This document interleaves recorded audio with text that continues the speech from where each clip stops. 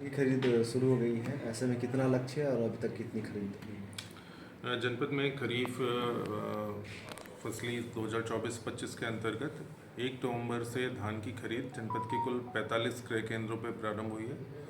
इस वर्ष खरीद के लिए जनपद में कुल 52,000 मीट्रिक टन का लक्ष्य निर्धारित किया गया था, जिसके सापेक्ष कल दिनांक तक लगभग 5400 मीट्रिक टन की खरीद हो चुकी है, जो लगभग 10% से अधिक है।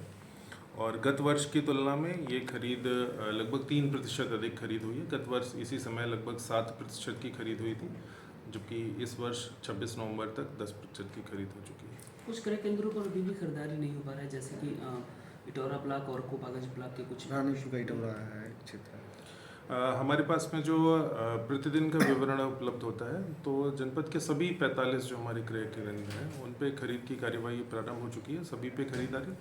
और प्रतिदिन का डेली डाटा आता है कि किस केंद्र पे दैनिक क्या खरीद है और क्रमिक क्या खरीद रही है। यदि पर्टिकुलरली किसी क्रय केंद्र के बारे में इस प्रकार की विसंगति संज्ञान में आती है, जैसा आप बता रहे हैं, तो निश्चित तौर पे जनपद स्तर से उसकी टीम भेज करके उसकी जांच कराई जाएगी। और जो भी संभावित कमियां या इस प्रकार की संभावनाएं होंगी, तो उसको समय रहते दूर कराने का प्रयास रहेगा, ताकि खरीद की इस पूरी कार्यवाही में किसानों को किसी स्तर से कोई समस्या का सामना न निजी दुकानदारों या बिचौलियों को लेकर कुछ शिकायतें आई हैं कैसे? देखिए, जो हमारा क्रय मूल्य है खरीद का, वो 2300 और 2320 रुपये है। मार्केट में चूँकि किसान विक्रय करने के लिए स्वतंत्र हैं, यदि उनको फेयर प्राइस इससे अधिक मूल्य कहीं मिलता है तो वहाँ पे विक्रय कर सकते हैं। बाकी बिचौलियों के लिए और जो इस तरीके के लिए स्टॉकिंग करने की संभावनाओं को कालाबाजारी के दृष्टिगत जनपद स्तर पे ऑलरेडी इसके लिए टास्क फोर्स बनी हुई है। संबंधित एसडीएम्स उसके लिए अपनी तहसीलों में भी सतत पर्यवेक्षण कर रहे हैं। अपनी तरफ से भी जानकारी मिलने पर और सोशल मीडिया और आप लोगों के माध्यम से जानकारी मिलने पर संभावित छापेमारी करके उसके विरुद्ध प्रभावी कार्रवाई की जाएगी। कुछ इस बार खरीद में कुछ अपडेट भी किया गया है, कुछ नया किया गया क्या, किसान कैसे मतलब वो कर सकते?